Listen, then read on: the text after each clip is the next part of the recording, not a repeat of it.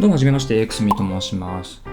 今回はですね、2019年の年末にできなかった靴の整理を、僕の靴のご紹介と自己紹介も兼ねて、ざっくりやってみたいと思っています。で、どうしてもですね、数が増えてくると、可愛い革靴たちなんですけれども、優劣がついてくるんですね。たくさんの革靴を一度に愛せない、一途で不器用な男なんです。それぞれの革靴は、別の動画でまたちゃんと、ご紹介しようと思ってますので、今日はざっくり、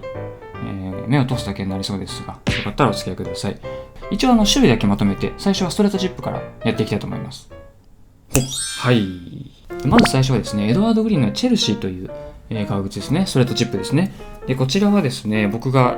ずっと前からすごく憧れていた靴でして、2019年の6月、7月に、イギリスに行った時に、ノーザンプトンっていう、その靴作りで有名な街のエドワード・グリーンのファクトリーショップで購入しました。で、ファクトリーショップっていうのはですね、欠陥品、リジェクト品って言われてるんですけど、傷がどっかできちゃったとか、そういう何らかの理由で、正規の商品にならなかったものが、格安で売られているというところですね。で、そこで購入したんですが、特段どこに欠陥があるか、正直わからないので、これはいい買い物だったなと思ってます。日本でチェルシー買うと確か17万とかしたと思いますけど、向こうで買って10万以下だったかな。6、7だったと思いますね。で、革質はいいですが、すごいきめの細かい革かっていうとそういうわけではなさそうです。なんかもっちりしっかりした革って感じですね。で、よく見るとですね、こういうキャップ2のところに段差があったりとか、あとここにもちょっとあったりするんですけど、見えるかな？ピント合ってますかね？はい。あったりするんですけど、作りの綺麗さで売ってるブランドではないっていう感じです。なので、正直その日本円の17万っていうのは僕はちょっと高いと思いますけど、なんですけど、僕はですね、この形がすごい好きで、例えばキャップ2の幅、長さとか、全体的なバランスとかですね、ちょっとかかとは大きいなと思いますけど、日本人にとっては。思いますけど、すごい好きです、形は。ザ・王道のストレートチップっていう感じで、ちょっと丸みがあって可愛らしい感じもありながら、スタイリッシュさも若干残しているという、僕はイメージなんですけれども。で、このペースで話しちゃうと、今1分半ぐらい話したので、ちょっと次の靴からはサクサクいきましょうかね。続きましてはですね、レイマーという日本のブランドのストレートチップになります。革靴好きの方々はですね、ご存知の方が多いと思いますが、驚きの靴ですね。ちょっと長くなっちゃうとあれなんでざっくりいきますけど、ハンドソーンウェルテッドっていう製法で、ブランドの革を使われていたりとか、それでいて、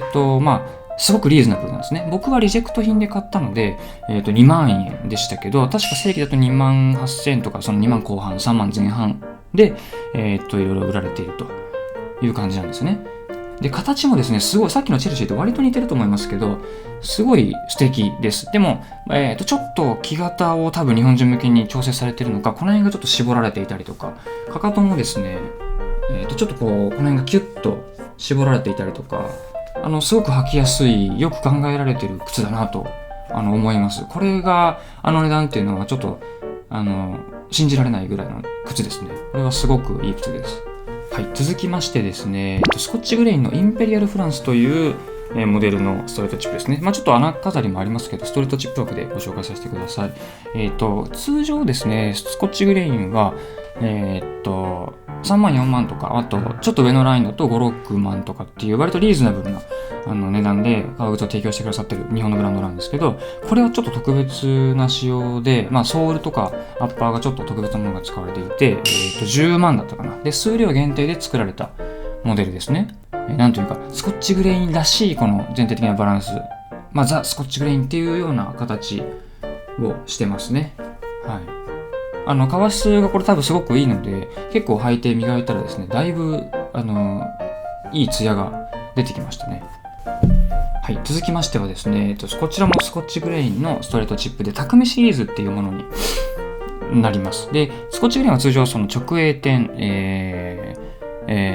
百貨店アウトレットで売られていて、これは、匠シリーズはアウトレットで売られているものですね。で、作っている靴としてはほぼ一緒なんですけど、革がちょっと違って、通常その、動物の革っていうのは自然の産物なので、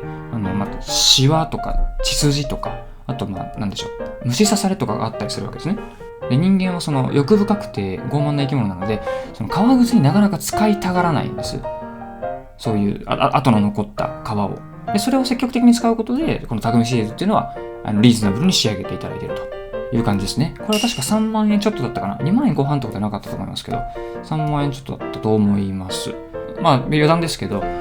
黒の靴クリームは多分1回ぐらいしか塗ったことなくて、デリケートクリームだけで仕上げてるんですけど、別にその血筋とかなんかそういうのは気にならないですし、なんなら去年の僕のインスタで一番いいねを獲得したのはこの靴でしたね。はい、ちょっと余談でしたけど、そんな靴でございます。はい、続きましてこちらはですね、伊勢丹メンズブランドから出ているストレートチップですね。これは結構初期に購入したものなので、若干僕はサイズを間違えてちょっと大きいサイズになってしまってるんですけど、なかなか思い出深い靴で、ちょっと特徴的なのがこの通常ストレートチップ、キャップ2の部分ってこうステッチが、縫い目が見えてたりするじゃないですか。こういうところとかも。それを多分こう裏返してるのかわかんないけど、見せない仕様に、レベルゾっていう仕様なんですけど、そういう作り方をしている靴ですね。なので、ちょっとこう、全体的につるんとして見えるというか、そんなのが特徴的な靴です。はい、続きましてですね、チャーチのバークロフトというモデルになります。一応ちょっと穴飾り入ってるんですけど、パンチとキャップ2って言われてるんですけど、ストレートチップ枠でちょっとご紹介させてください。これはですね、ちょっと安く購入できる機会があったので、ついつい買ってしまったんですけど、革がポリッシュドバインダーカーフっていう、ちょっとわかるかわかんないですけど、樹脂がコーティングされていて、ちょっとこう、ツヤっとしてるじゃないですか。これ雨を通さなかったりっていう、メリットもあるんですけど、クリームも入っていかないわけですね。だからそのエイジングしたい僕としては、ちょっと物足りなさがある。ので、あんまり実は履いていない靴ですね。ちょっと履いたのでシワ入ってますけど、サイズはちょうど良かったけど、ちょっと木型が合わずでして、かかとがすごい大きかったりとかですね。あと、結構全体的にぽってりしてるので、あんまり足に合いませんでした、僕は。なので、これは、もしかしたらメルカリ物件かもしれないですね。はい、続きましてですね、カルミーナのパンチドキャップ2ですね。これも思い出深い靴なんですけど、ある日、僕はお小遣いを握りしめてですね、新宿伊勢丹の地下の紳士靴売り場に行ったわけなんです。で、店員さんに、茶色のフルブローグの靴、ブローグってこの穴飾りのことですね。これがいっぱいついてる靴を欲しいんだと相談したところですね、似たようなそのブローグの靴をいっぱい並べてくださって、その中で圧倒的に綺麗だったのがこの靴でした。でも、もっと穴飾りのあるものを探してたので、なんですけど、もう即決でこれにしました。はい。で、革質もですね、すごくきめ細かい、いい革で、通常カルミーナって、カーフだと、牛革だと7万ちょいとかで購入できるんですけど、コードもだと10万円とかしますけど、これはですね、ちょっと特殊な革だったらしくて、9万円前半とか後半とか、9万円台だったかなと思います。で、これジョレットっていう木型で、カルミーナの中では比較的丸めな木型なんですけど、それを感じさせないこの形ね。で、これは若気の至りなんですけれども、1センチ以上も大きいサイズで買ってしまったので、今は当番回数はほとんどありませんが、思い出深い靴なので、これは売らずに取っとこうかなと思いますね。次はローファーに行きましょうかね。こちらもカルミーナのタッセルローファーですね。ナチュラルコード版のタッセルローファー。ちょっとご紹介したいことがいっぱいついて割愛しますけど、アンラインド。で、リブテープなしグッドイヤーっていう製法みたいです。で、何かっていうと、まずアンラインドは、通常革靴って内側にも革が貼られていることが多いわけなんですけど、それがですね、ない。ほぼない。ちょっとありますけど。なので、この辺とかすごい柔らかいんですね。ローファーだからっていうのもありますけど、この辺をしっかりホールドされる感覚っていうのはないです。で、通常そのグッドイヤーウェルテッド製法っていうのはこの中に、これ長くなっちゃうな。リブテープが入ってるんです。いいや、これはちょっとまた今度紹介しますけど、それがないので、ここの屈曲がしやすい。曲がりやすいっていう、だから歩きやすいっていうのが特徴の靴ですね。で、ナチュラルコードなんていうのは確かカルミーナしか扱ってなかったはず。この薄い色は。すごく、繊細な気を使う靴ですね。はい、夏に履いていこうと思います。はい、続きまして、こちらはクロケット&ジョーンズの、メインというペニーローファーです。で、ウイスキーコードバンっていう革が使われているのが特徴で、ウイスキーコードバンっていうのはちょっと赤みのある褐色の割と明るめな色のコードバンですね。これは結構クリームを入れたりとか、雨の日に結構バンバン履いたりとかしたので、ちょっと濃くなってるところはありますけど、ウイスキーコードバンっていうのは明るめの色なので、結構その皮から取るときに、シミとかそういう傷みたいなのが目立ちやすい色です。だからそういうのがないところ、綺麗なところから取らなきゃいけないので、比較的貴重な皮とされている色ですね。それをこんな贅沢に使って、作られているコードバンなんですけど、なぜか中に、ちょっとこれ外しにくいんで見せないですけど、ビームス F のロゴが入ってます。逆輸入なのかわかんないですけど。で、これはロンドンのジャーミンストリートのクロケのショップで、セールを狙って3万しなかったですね。200ポンドだったので。はい、続きましてこちらもクロケット&ジョーンズのタッセルローファーです。これはですね、カーリーというモデルで、実はレディースのモデルになります。クロケット&ジョーンズのタッセルローファーっていうと、キャベンディッシュっていうのが有名なんですけど、そのキャベンディッシュと比べるとちょっとつま先がツンとしてたりとか、あとタッセルが小ぶりだったりするので、ちょっと可愛らしい感じですね。で、履き口も結構広いので、素足というかフットカバーとかで履くと結構足が出ます。だから足長効果が期待できる靴ですね。はい、続きましてですね、こちらはバービックというスペインのブランドの、タッセルローファーですね。さっきのタッセルローファーとはちょっと違うところは、ここのサイドの紐がですね、網紐になってるんですね。これがすごく可愛らしい。こういうところです。これピント合ってますかね。はい。っていうのが特徴で、ここが好きで買った靴だったんですけど、僕はちょっとこの甲が厚かったりとか、全体的にちょっとぽってりしてたりとかで、あんまり足に合いませんでした。かかとも結構でかいですし。はい。で、ソールもちょっとごめんなさい、汚いですけど、ソールはダイナイトソールってゴム製のソールなので、雨の日にバシバシ履いてたんですけど、結構この辺が露出するので、足が。結構寒い。それはいいか。で、ダイナイトソールってゴム製ですごい滑らなさそうな顔してますけど、滑ります、雨の日でも。全然滑ります。これはちょっと、綺麗にしますけど、メルカリ物件かもしれないですね。はい、続きましてですね、エドワード・グリーンのデュークという、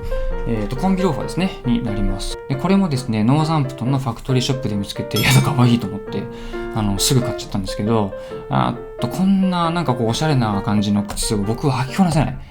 2020年はこういうのがさらっと履ける、素敵なナイスミドルを目指そうと思ってます。はい、続きましてですね、こちらは伊勢丹メンズブランドから出てるコインローファー、ペニーローファーですね。で、これも結構長い歴史があってですね、本当にこれも丸5年ぐらい履いてるかなっていう靴なんですけど、最初はネイビーでした。その仕事中とかに履いてたので、雨に降られたりとかして、色が抜けてきて、無色のクリームだけで仕上げてました。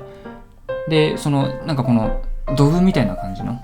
色味になってきて、それに敬意を表してですね、僕はドブローファーって言ったんですけど、色味は嫌いじゃないですが、夜中にタクシーで帰ってきて疲れてシューキーパー入れなくて寝ちゃったりとかっていうのもしたので、結構シワが深く入っちゃってるんですね。はい。なのでこれは売れるかわかんないけど、メルカリ物件かなと思ってます。はい。続きましてですね、ブラスクハウスという、ブランドの、これはスリッポンかな。で、これはですね、ワークショップで僕は自分でパティーヌの体験をさせてもらったもので、最初はこういう明るい色の靴なんですけど、普通の。ここに赤をバッと入れて、そこに縁から黒をグラデーションにしていくっていうのを体験させていただいた靴です。なので割と思い出もあるし、やっぱりパティーヌとか色を自分で染めるのって楽しいなというのを実感させてもらった靴ですね。ボロネーゼ製法っていう製法で作られているので、比較的柔らかくて履きやすいですし、サイズも合ってます。なので、割と履きやすくて夏にホイホイ履いちゃう感じの靴ですね。